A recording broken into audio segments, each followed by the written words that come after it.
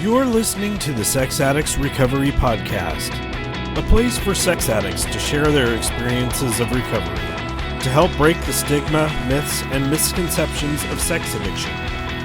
This podcast may contain topics of sexuality, sexual trauma, dysfunction, or other things that may be triggering, so listener discretion is advised.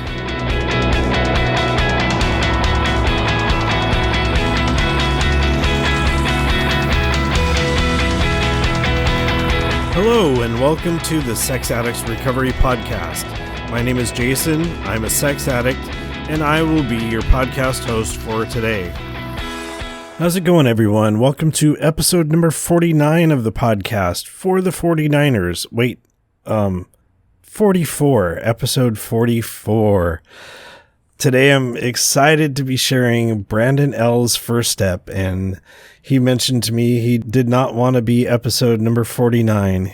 My friend Brandon and I have a friendly rivalry over our football teams, and I thought I would mess with him here at the beginning of the podcast.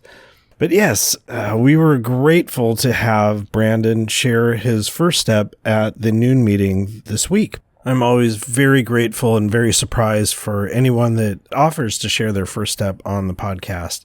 I know it can be a deeply moving experience to witness a first step in a meeting, and to have that shared on a podcast can be incredibly scary. I think I've mentioned before that I recorded one of my formal first steps to use on the podcast, and I had too much information in there that I needed to keep private. A lot of times when we're looking at the steps and the 12 steps in 12 months, January is a great time for a lot of people to do their first steps. And not only did I get to witness Brandon's first step, that evening I went to my in-person meeting and got to witness another first step. And just to remind anyone who is listening to the podcast, the first step of Sex Addicts Anonymous is we admitted we were powerless over addictive sexual behavior, that our lives had become unmanageable. And I wanted to do a reading here at the beginning of the episode from Voices of Recovery, our daily reader. And this is from April 14th, which is on page 105. Quote at the beginning, "Some of us write a history of our sex addiction from as far back as we can remember up to the present, trying to leave nothing out." And that comes from Sex Addicts Anonymous, page 23. "I was afraid to face the history of my addiction. I felt it would be a compilation of the ugliest facts about a human being ever written. Yet, that was exactly what my sponsor and group were encouraging me to do. I protested, squirmed, and prepared to explode from shame. Finally, I started writing. I calculated approximately how many times I had acted out. My guess was 1,000, but the actual number was 12,000 to 15,000. Other statistics were equally telling. I wrote until I covered all 20 years of my active addiction. Then I experienced 3 surprises. First, my history was not a list of humanity's worst, nor did I explode when I read it. In fact, it was somewhat boring. Second, I assumed that a compilation of the facts would tempt me to act out. In fact, it brought me relief from addictive thoughts and behavior. Third, when I reluctantly shared my history with my group at a meeting, they did not reject me. They applauded me, supported me, and thanked me for my honesty. It was the first time I felt like I belonged to the group, or any group for that matter. When they said, 'The truth shall set you free,' I had no idea they meant freedom from acting out, self-condemnation, and isolation. I received these gifts from writing and sharing my sexual history. Through a little courage, my load got a lot lighter."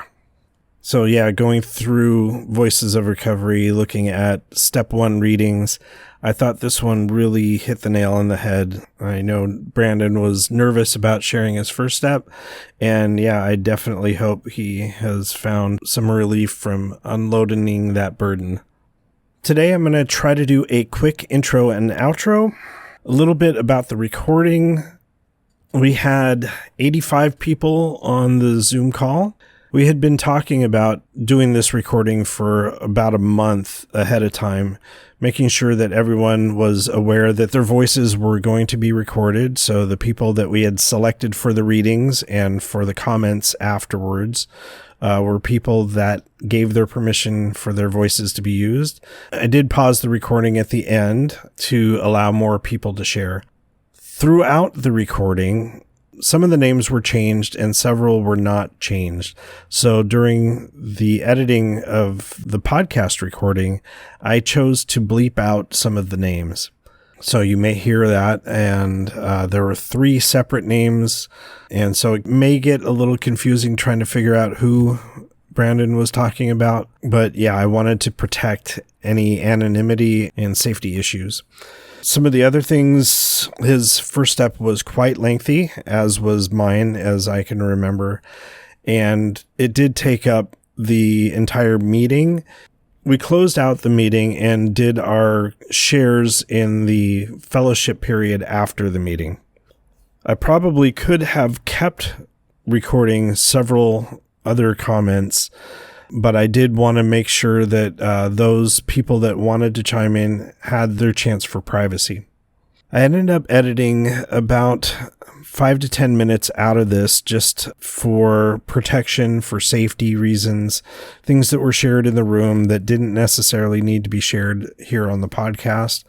I think the continuity of the story still remains intact. And with that, I'm going to turn it over to the Thursday noon Zoom room and Brandon's first step. I hope you enjoy it.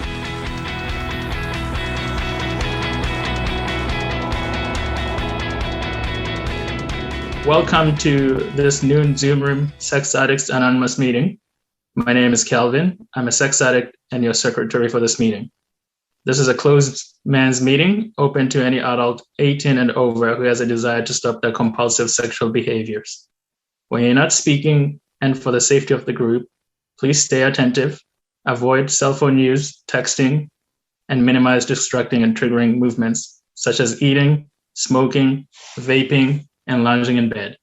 Participants should be aware of their attire and be fully clothed if they're to be on camera for the meeting. Mute your microphones so that any background noise will not disturb the speaker. For the sake of community, please use your video if you're able. Lastly, if you receive an inappropriate direct message from anyone, please send a message to the host so they can take care of it. In a face-to-face meeting, it is appropriate to thank each speaker after their share. In the Zoom room, we borrow the applause sign from the American Sign Language as an alternate way of expressing our gratitude. Let's begin with a moment of silence, followed by the serenity prayer. God, grant the serenity to accept things I cannot change, courage, things I can, wisdom to know the difference. Good afternoon, gentlemen. I'm David. I'm a sex addict, and I'm going to do the SAA opening today. SAA is a fellowship of people who share our experience, strength, and hope with each other so that we may overcome sexual addiction and help others to recover from sexual addiction or dependency. Membership is open to all who share a desire to stop compulsive sexual behavior. While we all strive for sexual sobriety, its achievement is not a requirement for attendance or participation. Our common goals are to become sexually healthy and to help other sex addicts achieve freedom from compulsive sexual behavior. SAA is supported through voluntary contributions from members. SAA is not affiliated with any other 12-step program, nor are we a part of any other organization. We do not support, endorse, or oppose outside causes or issues. SAA is a spiritual program based on the principles and traditions of Alcoholics Anonymous. We are grateful to AA for this gift, which makes our own recovery possible.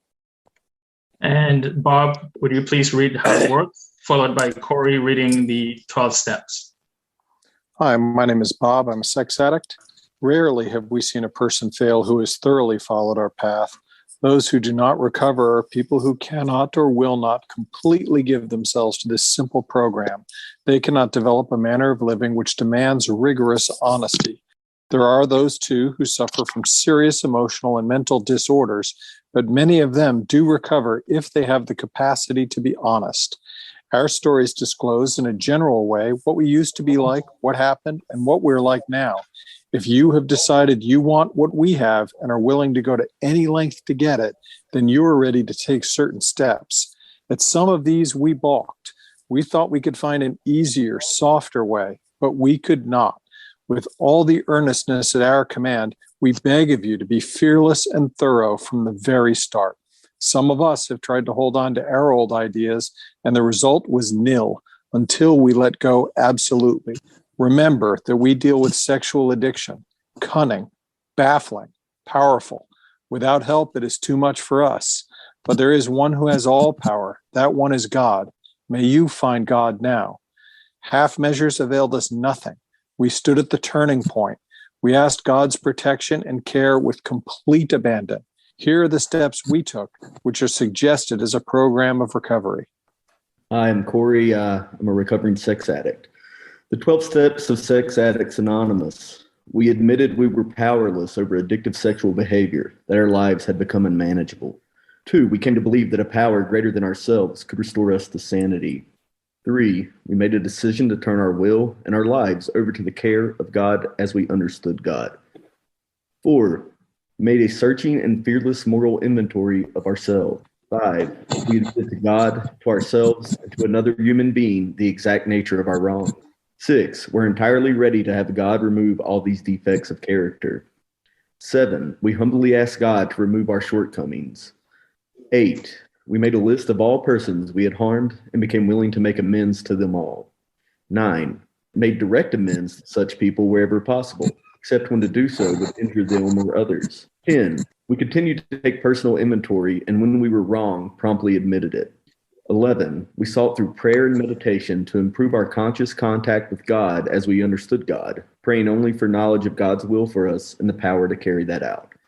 And 12, having had a spiritual awakening as the result of these steps, we tried to carry this message to other sex addicts and to practice these principles in all areas of our lives. Many of us exclaimed, "What an order! I can't go through with it." Do not be discouraged.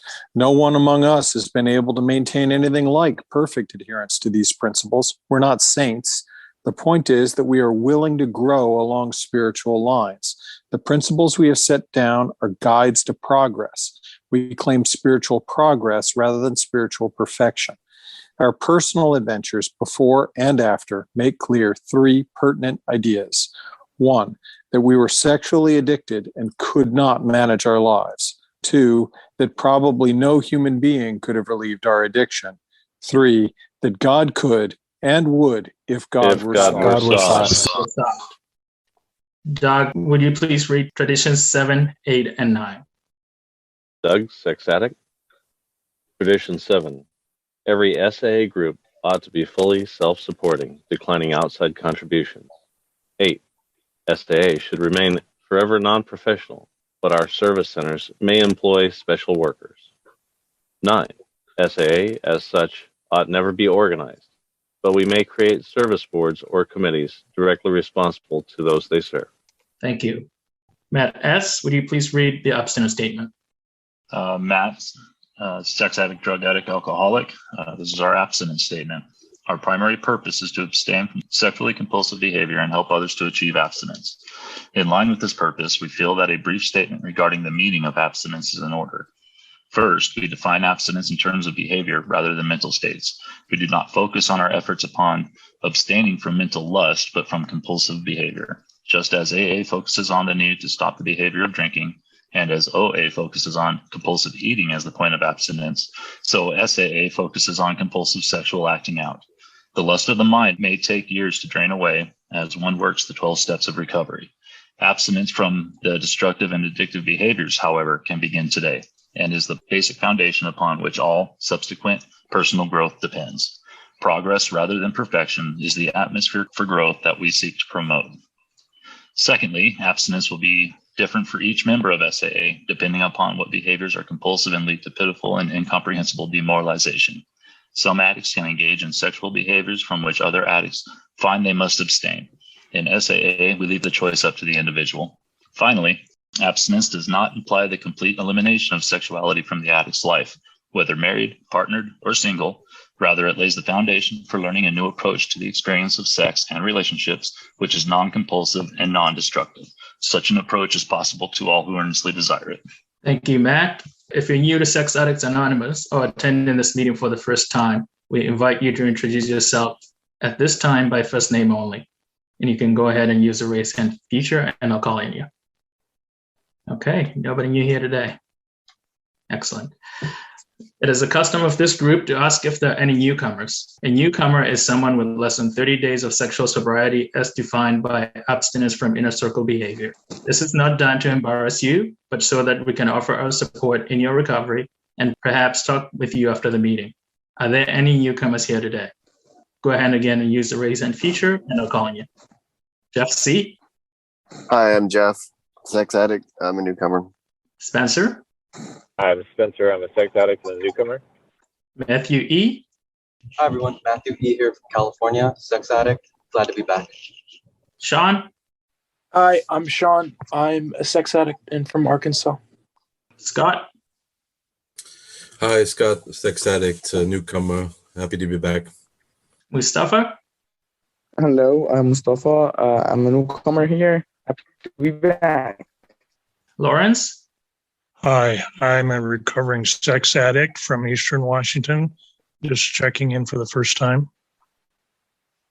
Okay. Paul. Paul, sex addict, newcomer from Ohio. Thank you all. We're very glad that you're here. Kelvin, I'm going to jump in just real quickly. Just to recognize, I'm Jason, I'm a sex addict, to recognize all the people that are in the chat that don't want their voices recorded for the podcast. We see you and honor you, and a newcomer is someone with less than 30 days of sexual sobriety as defined by inner circle behaviors. Thanks. Great. Thank you, Jason. Anybody else for newcomers that I didn't call on? Okay. We have everyone. Are there any sobriety birthdays to acknowledge that have occurred since our last meeting? Steve R., go ahead. Hi, everybody. I'm Steve. I'm a sex addict. 2 days ago, I had 8 months. Awesome. Jesse. I am Jesse. I'm a grateful recovering sex addict. And if you weren't here yesterday to hear me announce it, I'm saying it again today. Yesterday was 1 year. Congratulations, Jesse. Chris C. My name's Chris, sex addict. Sunday was 15 months. Awesome, Chris. John H. Hey guys, my name's John. I'm a sex and porn addict, and 2 days ago was 1 month. Congratulations, John. Anybody else? Malachi. Yeah, my name's Malachi, sex addict. Today is 6 weeks. Awesome. Congratulations to all of you. It is now time for introductions. My name is Calvin and I'm a sex addict. So we're all gonna unmute and introduce ourselves all at the same time at the count of 3. 1, 2, 3. Hey everyone, I'm Jason. Happy to be back. In most weeks, the format of this meeting is a selected reading followed by general sharing. Our business meeting is scheduled for the first meeting of the month out of each 7 days of meetings. Once per month, in a week without a business meeting, we may hear a first step presentation instead of a selected reading. First step presentations can be scheduled with your sponsor and the meeting secretary. If there's no first step presentation scheduled, the group may hear from a speaker with at least 1 year of sobriety to share their experience, strength, and hope.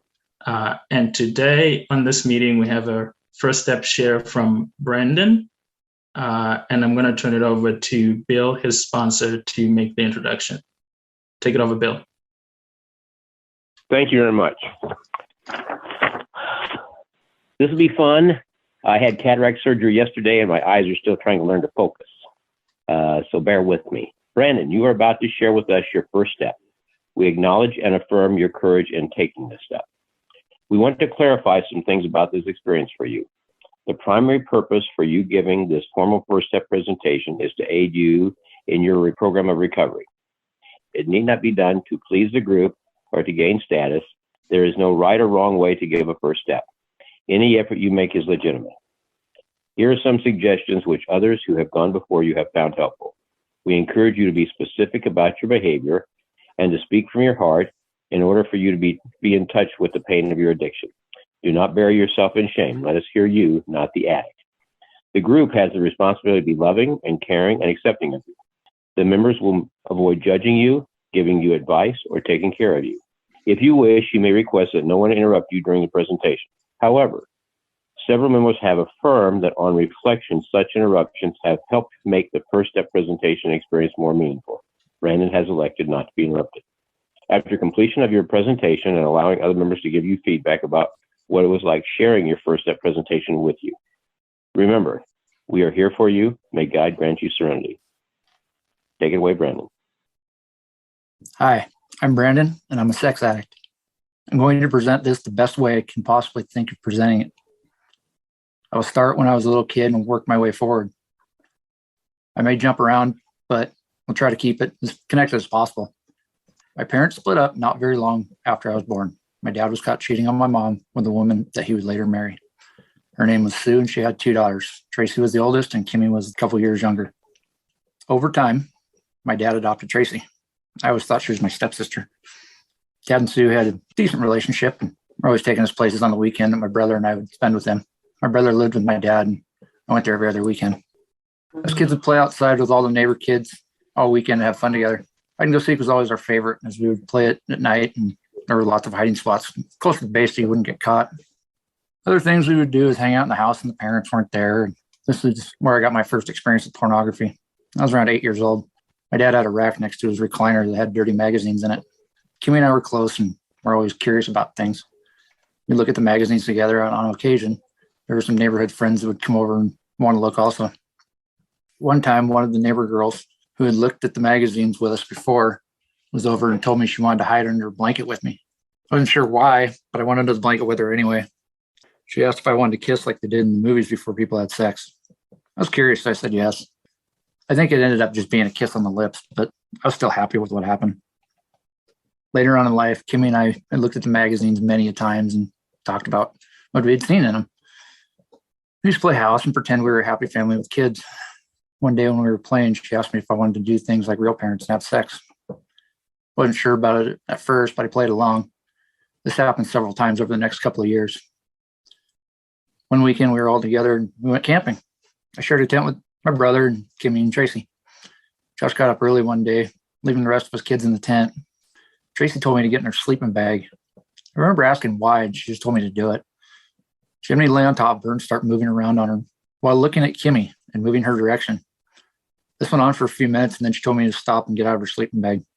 I didn't know why she had me do it, and I thought it was weird in all aspects, but this never happened again after that. A few years into Dad and Sue's marriage, Dad was yet again caught cheating on her. This marriage would end also. The woman he cheated with has an interesting story in my life, and I'll get to that later. After they got divorced, I stayed close with Sue, Kimmy, and Tracy. They moved to an apartment in town, and Josh and I would spend the weekends together with them. One weekend, we were in my room, and Kimmy told me I could have had sex with her the night before. Not long after that, my stepdad came in my room and asked me to come talk to him. I think him and my mom heard the conversation and were trying to put a stop to it and were worried about what could have been happening.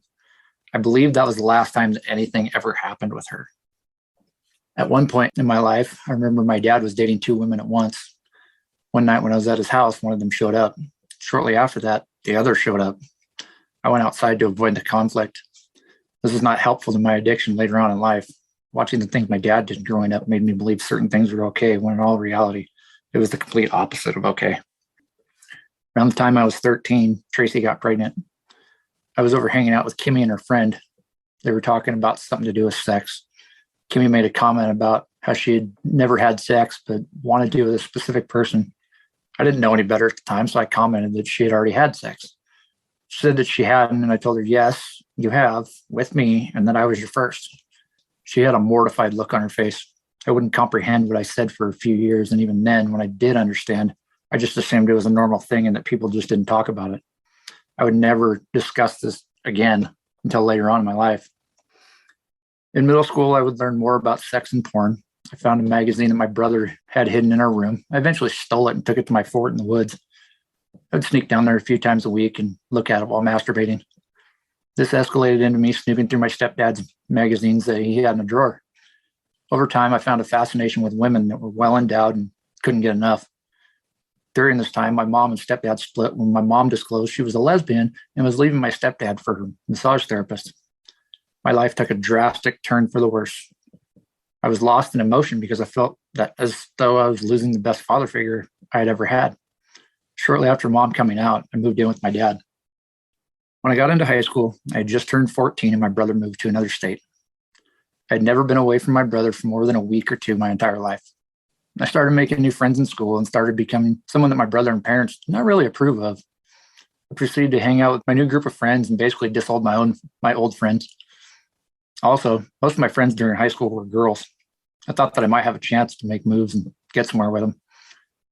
We had a New Year's Eve party that year where I would meet my first long-term girlfriend. We were each other's New Year's kiss that year, and things escalated later that night. It was the farthest I'd ever been with a girl. It got me wanting more. A few weeks went by, and we experimented quite a bit, and I had my first experience with oral sex. We continued to date for a few months. Later that year, I was starting to miss my brother. I talked my dad into letting me go see him over spring break. I was excited to see my brother, but I was even more excited about the fact that I was going to see him without parental supervision. I knew I was going to be able to cut loose and do whatever I wanted. I was in my relationship with my girlfriend still at the time when I went, but I didn't care because I figured what she doesn't know won't hurt. While I was there, I proceeded to hang out with a couple different girls I was attracted to. They all thought I was attractive and showed me lots of attention. I was able to make moves on two of them and have some fun with them. They both knew I was a virgin and had reservations about taking my virginity. While I was there, they had one of the biggest winter storms that they had had in several years. We even lost power for 3 or 4 days. One of the nights we didn't have power, my brother and his roommates decided to have a party. One of the girls that came was 18, attractive, and nice body. I made comments to her about her lack of body assets, just to flirt with her. The following night, she was over again, and everyone was bundled up together to stay warm. Her and I were in the same bed with a couple other people in the room. We were all talking when the power suddenly came back on. Everybody that was in the room jumped up and ran out to the living room because that's where the biggest heater was. Her and I, however, stayed in the room and had some flirtatious conversation that ended up to me losing my virginity. After I got home from the trip to see my brother, I disclosed to my girlfriend that I had cheated on her while I was gone and broke up with her. She was upset because she was also a virgin and told me she had decided she wanted to lose our virginity together. Short time after that, I discovered that while I was visiting my brother, she also cheated. The shame I felt, what I had done while visiting my brother disappeared, as I thought, why should I feel bad for what I did when she did the same thing? This is a point in my life where my mindset about certain situations changed for the worse. Throughout the rest of my freshman and sophomore years, I would seduce female friends of mine. Occasionally, it led to us having sex. I'd also met another girl that I was attracted to, but she didn't feel the same way about me. We were friends and talked all the time and had classes together, but I didn't have a chance with her because she was attracted to my best friend and nothing I was doing was going to get her to like me. One time while we were talking on the phone, I masturbated. She asked me what was going on. I lied to her and told her I was doing something that was making me breathe hard. I felt gross after what I did while talking to her, and I never did anything like that ever again. I knew it wasn't right, but also couldn't figure out why I had done it. During my junior year of high school, I got my license and acquired a friend with benefits. We did our thing for a few months until I met a girl online. The girl I met was 20 and lived about 45 minutes from me. This relationship lasted for 2.5 years. She was always there for me when I needed someone or something. She couldn't drive. She didn't have her license or a car, so I knew I would never have to worry about her showing up at my house unannounced. I kept my relationship with my friend with benefits going during this time. One night when my girlfriend was at my house, my friend with benefits showed up unannounced and was surprised to see my girlfriend there. She made up an excuse why she was there and left a few minutes later. That friendship came to an end shortly thereafter as she felt bad about what we were doing. My cheating would not end there, though. I would cheat on her a few more times after that. The relationship ended when I met a girl and wanted to see where things would go with her. Also, during this time, I found out my brother's roommate had a huge collection of porn magazines, and over time, I eventually stole quite a few of them. I proceeded to play the field and do what I pleased until I met a girl I would date for about 9 months. I was 19 and she was 16. Her name was. We had a lot of fun together and more sex than I had ever had. She always wanted it and always wanted to try out new things and locations. At this point in time, we became very adventurous. Throughout the relationship, I questioned a couple different times that I believed she had cheated on me, but didn't have any proof. Every time I found something out, I would do something as a retaliation towards her as possibly doing something. The relationship finally ended one night at a party when I was pulling a joke on her and hiding in my buddy's house. She couldn't find me even though I was in plain sight, and then decided to announce to the house, "Fuck it, where's another guy?" I lost my cool and ended everything that night. Around this time in my life, I was also at my best friend's house one night when a softcore porn movie came on. We watched the whole movie and got some good laughs out of it. But the truth was, I was turned on and wanted to see the women again. I got up and proceeded to write their names down so I could look them up and masturbate when I got home. My friends harassed me about writing their names down. And eventually, one night, they even recorded the movie and gave me a copy of it while making fun of me about it. A few months later, after the relationship ended with, I found a girl that I would eventually marry. Before we got married, we had our share of problems and even broke up once. During the time we were apart, I slept with somebody I had been with before we had gotten together. I was also with that person shortly before we broke up. When we broke up, I was not in a good place mentally. I was lost and had to figure out how to fix things. I expressed what she meant to me in a letter, and we ended up getting back together. A short time later, she told me she was pregnant. We had a baby boy in April of the following year, and we married a few months later. We were married and doing all right for a few months until February of the next year when something happened and we weren't doing so great. She had become distant with me. A friend of mine had been staying at my house. He was having problems with his wife, and I started becoming suspicious of his relationship with my wife. I felt they were getting a little too close for my own comfort.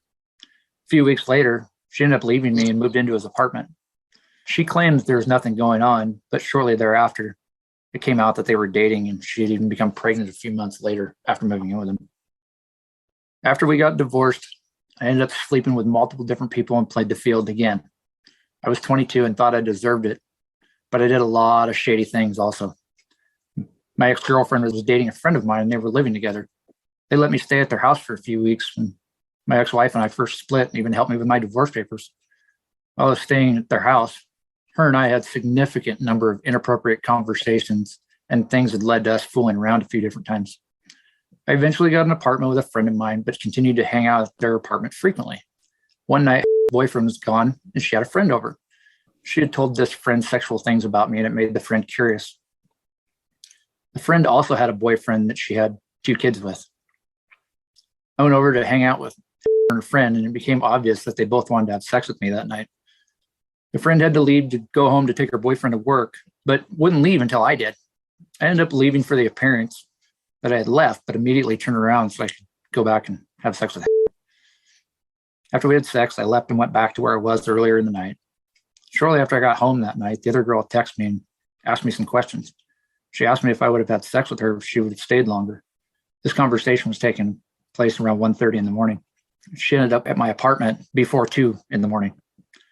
She came in and we had sex. My roommate and some of our friends came home before we were finished. She had to do the walk of shame out of my room, through my apartment, with all of them there. Ultimately, they all made comments, and over time, her boyfriend and her found out what we had done together. It created a very bad situation for both of us. This is where it started to show that I had no boundaries when it came to sex and other people's relationships. Boundaries basically didn't exist for me at this time. A short time later, my roommate had a girl over, and she had a friend with her. The friend and I sat there and watched the movie. His friend ended up leaving, and her friend stayed to finish the movie with me. We talked and flirted, and she spent the night with me. A week or 2 before this, my roommate and I had gone to the local dirt track. While there, I ran into her little sister, which I hadn't seen in a few years. We talked during the races, and I told her where I was living, gave her my number, and told her to swing by if she wanted to talk more. A few days later, she showed up at my house. I gave her a tour of the apartment, then we went in my bedroom to talk since we had friends over. Things turned inappropriate, and she confessed that she had wanted to have sex with me for a long time and proceeded to get closer to me. I was surprised she was telling me all of this, and I decided it wouldn't hurt. She was good with secrets. I knew what I was doing was wrong, but I didn't care because I was getting what I wanted. This is where my addiction was really starting to ramp itself up. Throughout the next 6 or 7 months, I was on social media looking for women. I found a few that I had been chatting with for a while. During that time, I ran across a girl from high school that I had a crush on all through high school and still to that day. We'll call her Kat. In high school, I never thought I stood a chance with her because of her level of popularity and her attitude. Boy, was I completely wrong. We hit it off great. A few months later, we moved in together. I was working for a company that her uncle was the manager of.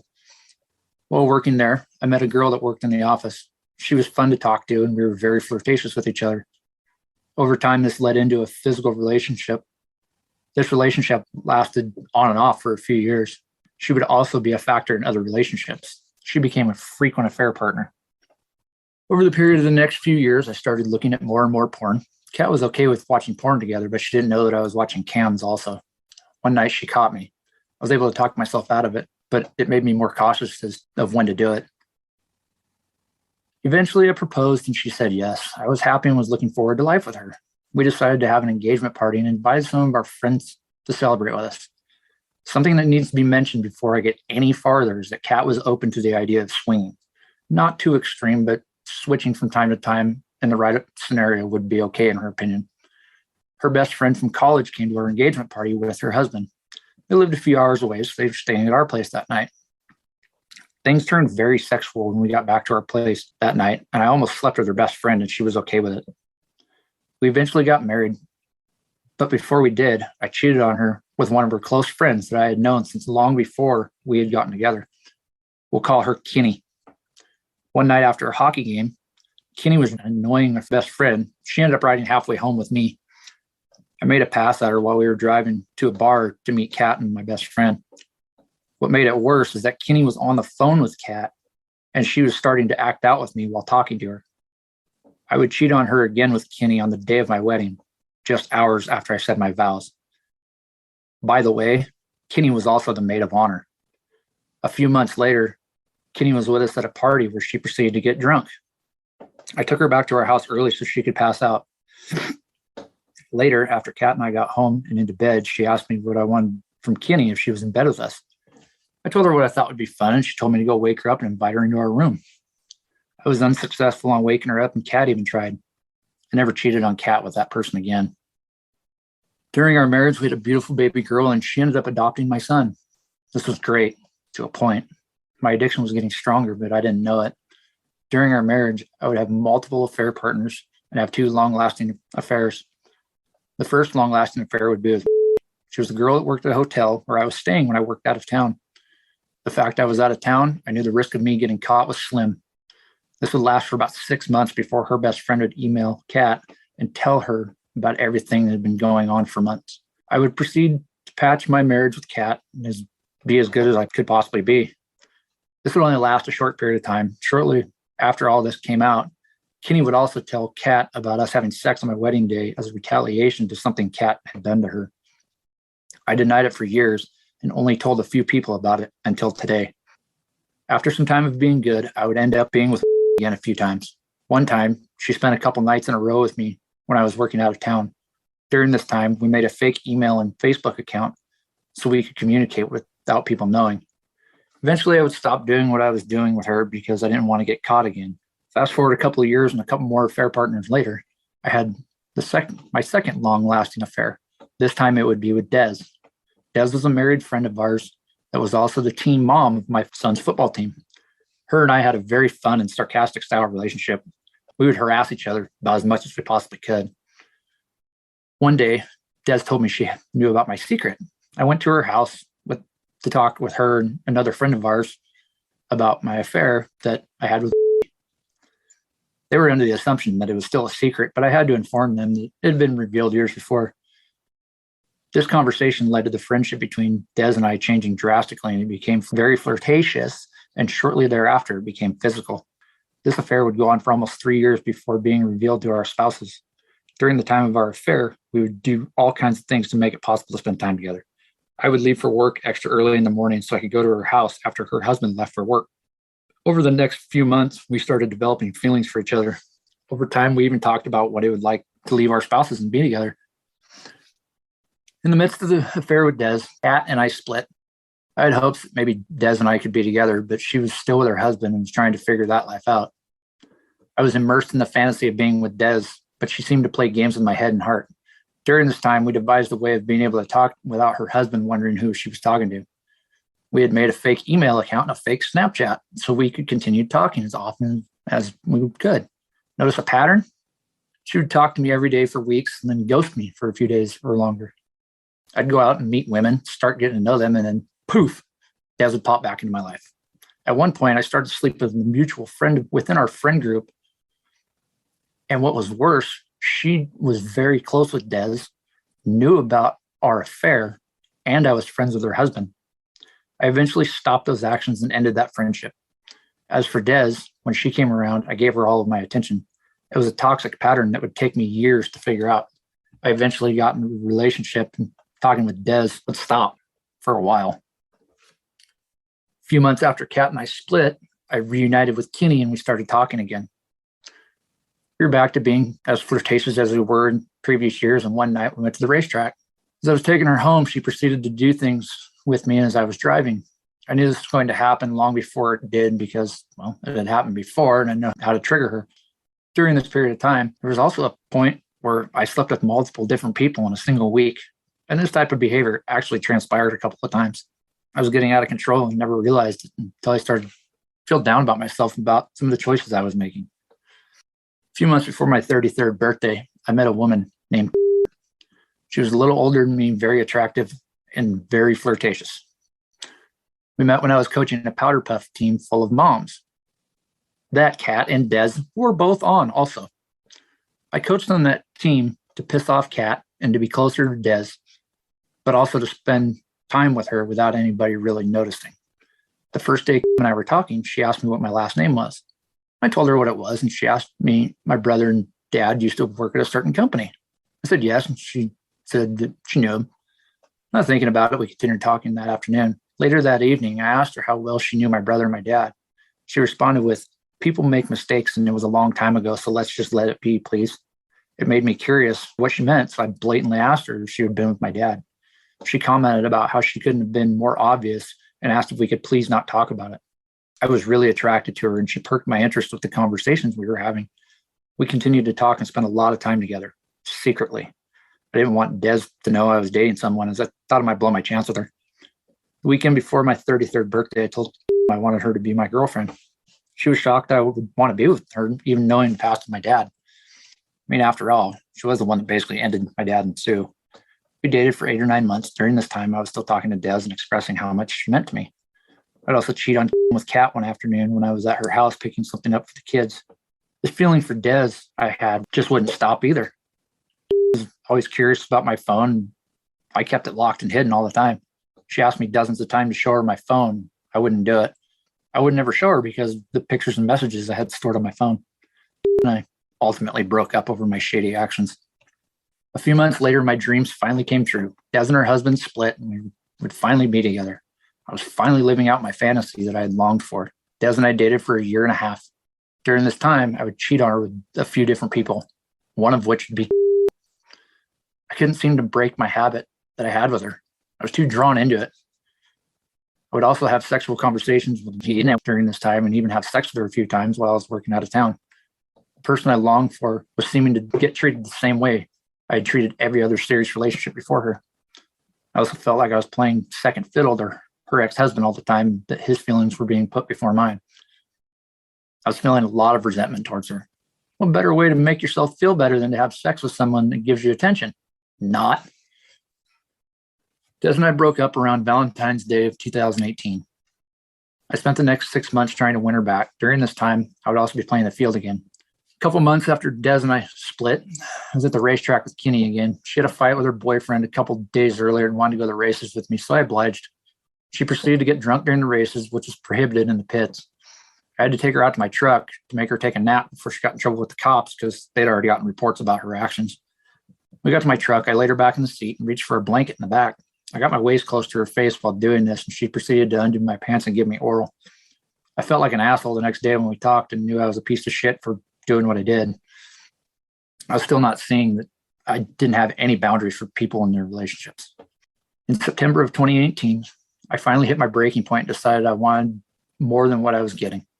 I started talking to a girl that I had met at Kat's high school reunion in 2009. We will call her Elle. We started talking and met up for beers and conversation. It was a great night. I ended up going to her house to hang out and watch a movie after our date.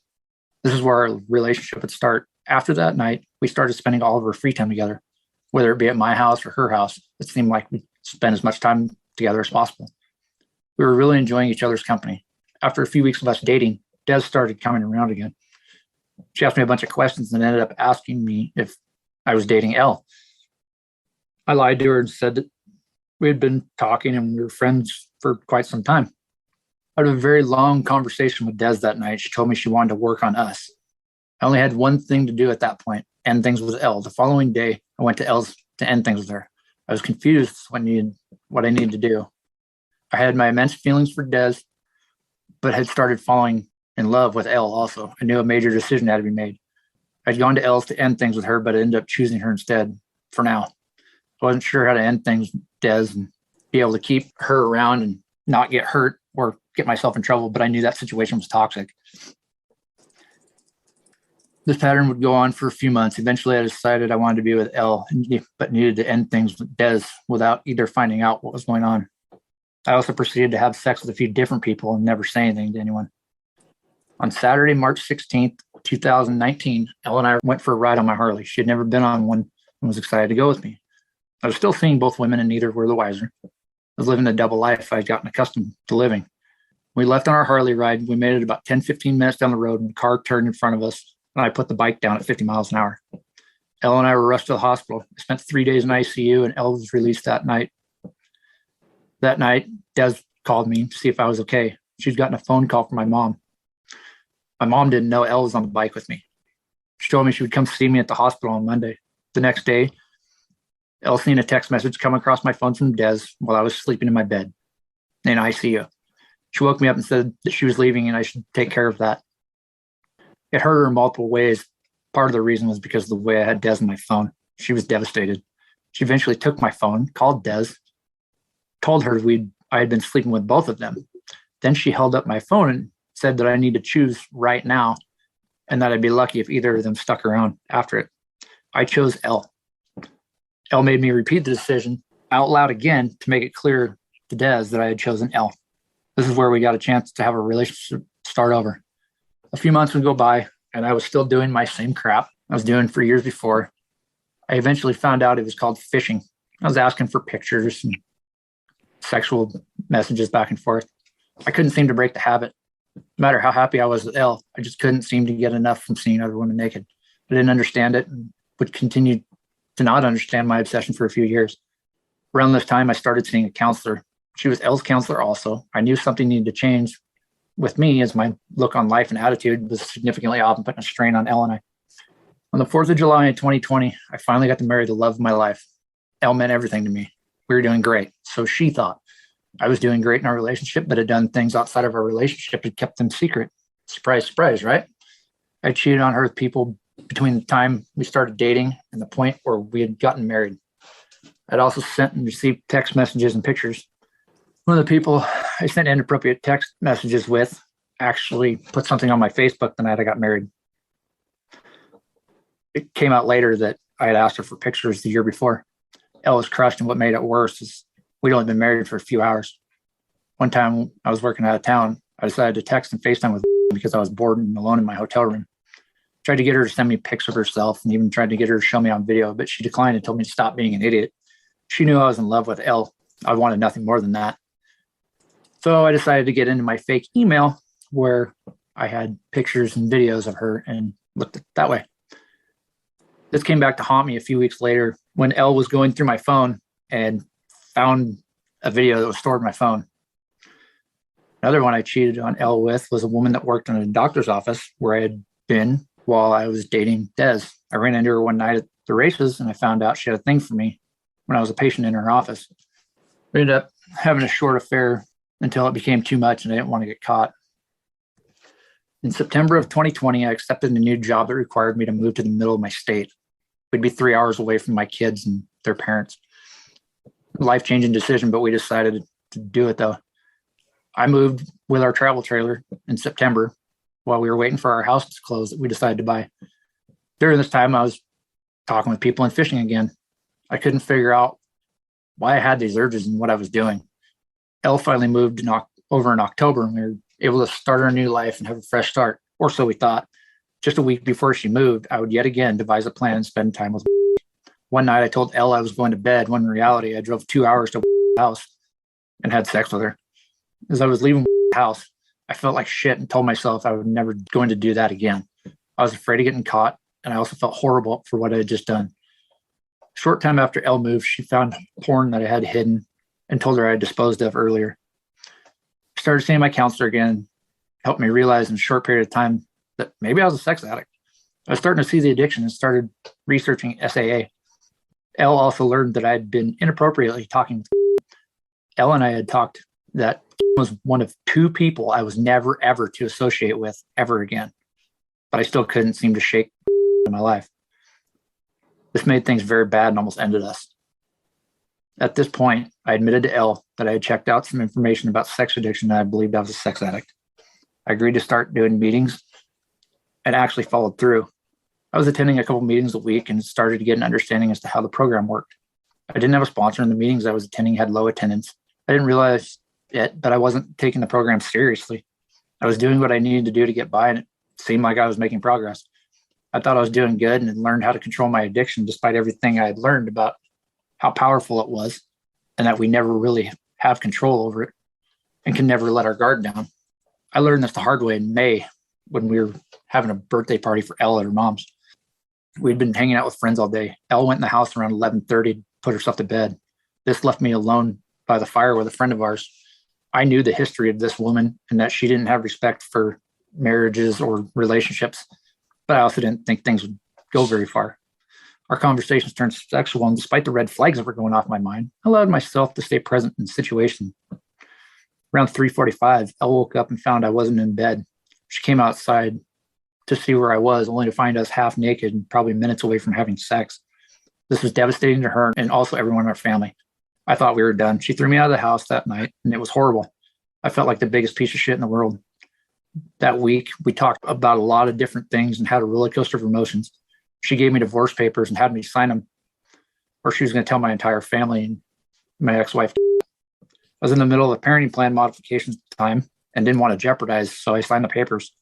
We talked more in depth that week than we had in a year. It made us both realize things. One of the things that made me realize is my addiction was a lot stronger and more developed than I had ever imagined.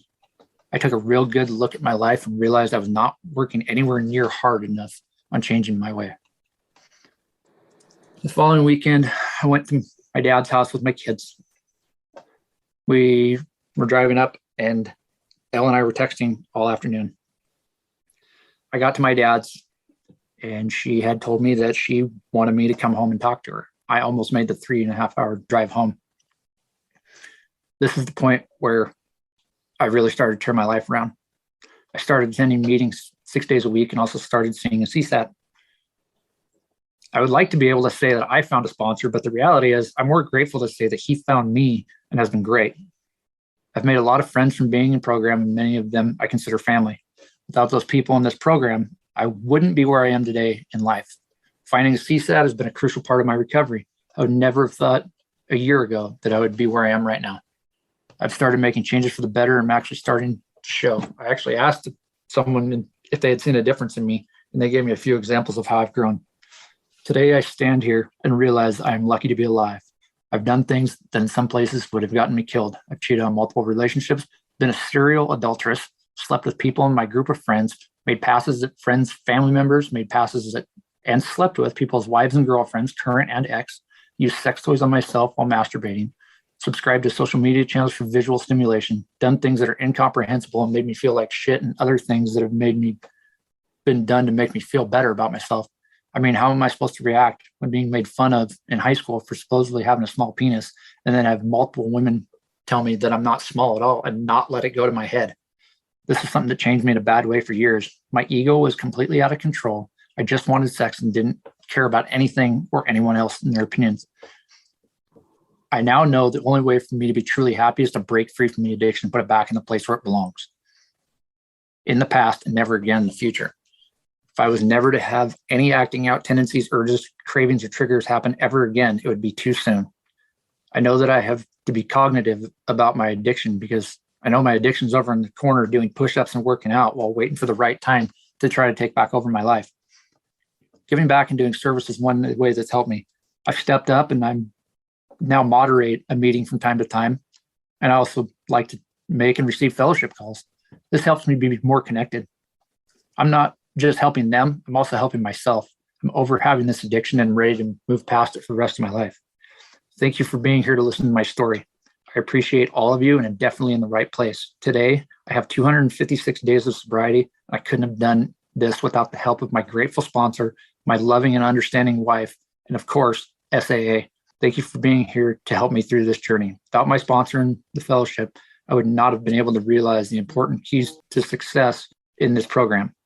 I now know the importance of meetings and recovery. It doesn't end when you finish your steps. I'm Brandon, and I'm still a recovering sex addict. Brandon, thank you, brother, for your courage and vulnerability today. I'm going to do things a little bit different. If it's okay for the group, I'll close the meeting with the promises, and then we'll open the meeting in fellowship for shares, starting with Brandon's sponsor, Bill. David, if you could put up the promises there, I'll get somebody to read that so we can close the meeting. Hey, Brian here, recovering sex addict. The promises. If we are painstaking about this phase of our development, we will be amazed before we are halfway through. We are going to know a new freedom and a new happiness. We will not regret the past nor wish to shut the door on it.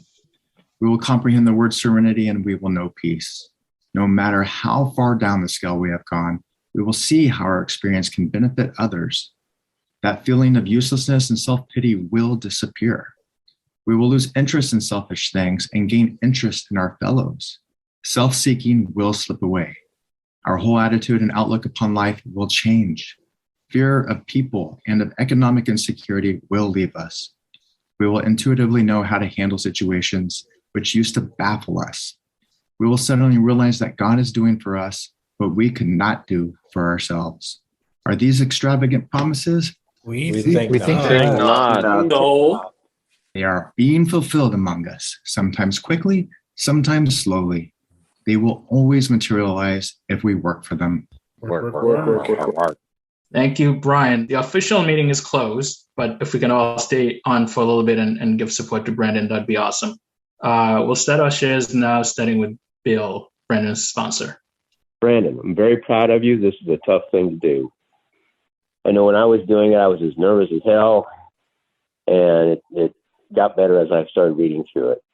But the thing is, like we've talked about, writing this thing out is impactful.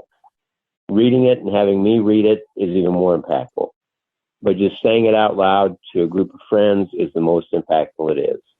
Hopefully you got a sense of relief from it. I'm just very proud of you. You did a good thing. I'll pass. Thanks, Bill. Love you. Thank you, Bill. Up next, we have Matt S. Go ahead, Matt. Hey, Matt S., sex addict, drug addict, alcoholic. Brandon, my brother.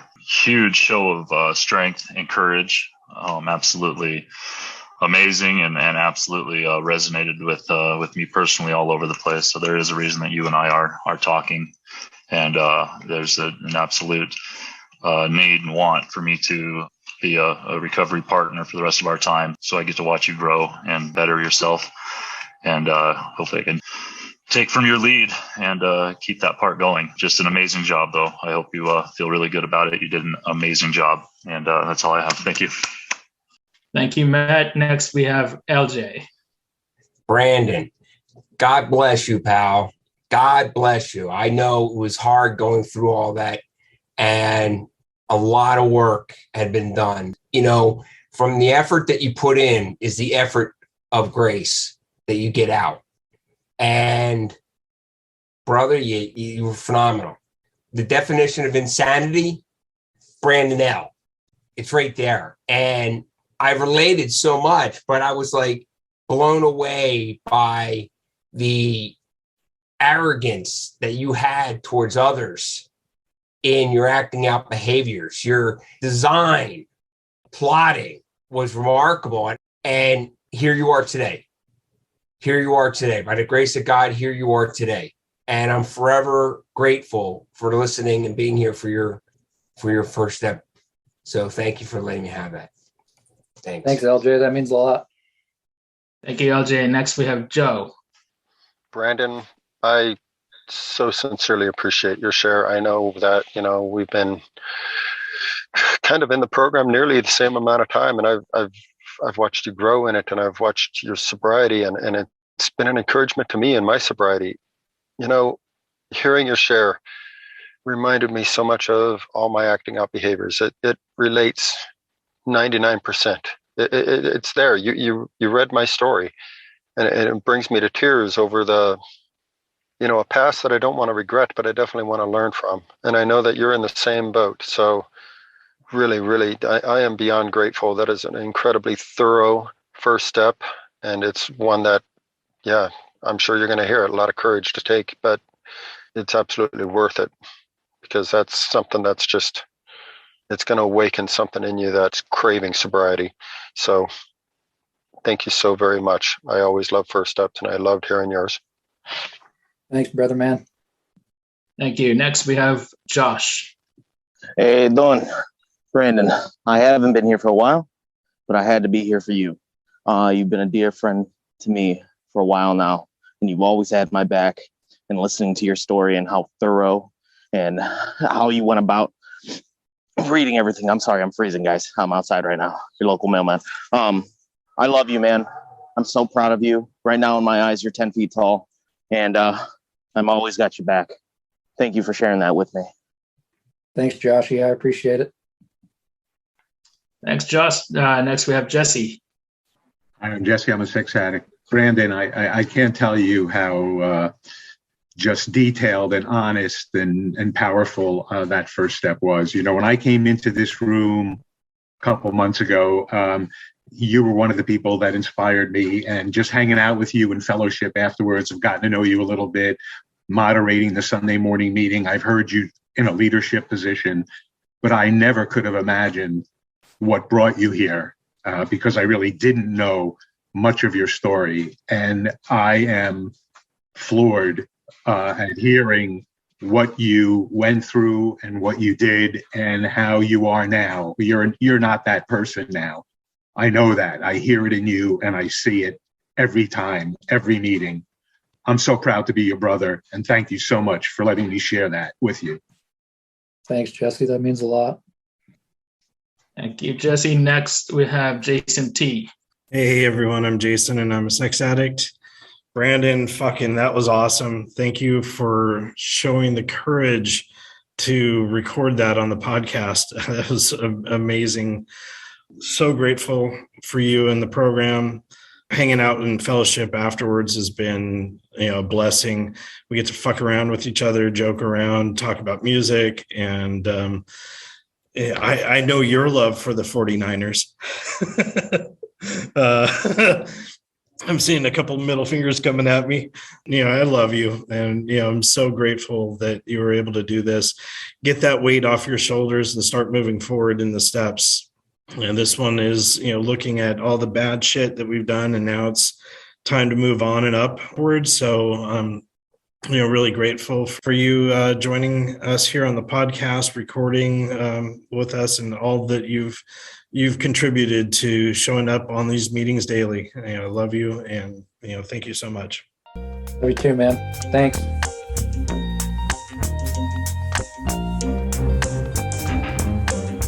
Many thanks to Brandon for sharing his first step with us. And like I mentioned at the beginning of the episode, I definitely could have kept recording some additional comments, but at some point I really needed to cut off the recording. And so I ended it with my share there at the end. Originally this week, I had intended on sharing some of the feedback that we've gotten on the YouTube channel. We've gotten quite a few comments over the past few months, and I'm not going to do that here today because I want to get this episode out. I think next week it may fit better into the conversation that I plan on having. And before closing it out, a couple housekeeping things here at the end of the podcast. If you want to get a hold of me, you can reach me at jason@sexaddictsrecoverypod.com if you're interested in being a guest or panelist on the podcast, or have any other questions for me. If you have any feedback for the podcast, you can leave that at feedback@sexaddictsrecoverypod.com. Some of the feedback that I've gotten on my meetings recently have been about donations to the podcast. Our 7th tradition donations to the Bay Area Intergroup help fund things like this podcast. And if you are interested in sending in a 7th tradition donation to the Bay Area Intergroup, we do have a PayPal account, and that is BAISAA payment only @gmail.com. And I'll put that in the show notes as well. When the Bay Area Intergroup does our annual budgeting for the year, we look at 7th traditions coming in to ensure that we have money for outreach programs like this podcast. There are also other ways to make donations, and if you are interested in sending in a check, etc., you can check out bayareasaa.org. So yeah, because of the traditions, we're not looking at any advertisers or any outside sponsors of the podcast. So it's all done by individual or group donations to our Bay Area Intergroup. Well, I think that's all that I have for this week. I am truly grateful for Brandon, again, sharing his story, his first step here on the podcast. Like I said before, it takes a lot of courage to do something like that.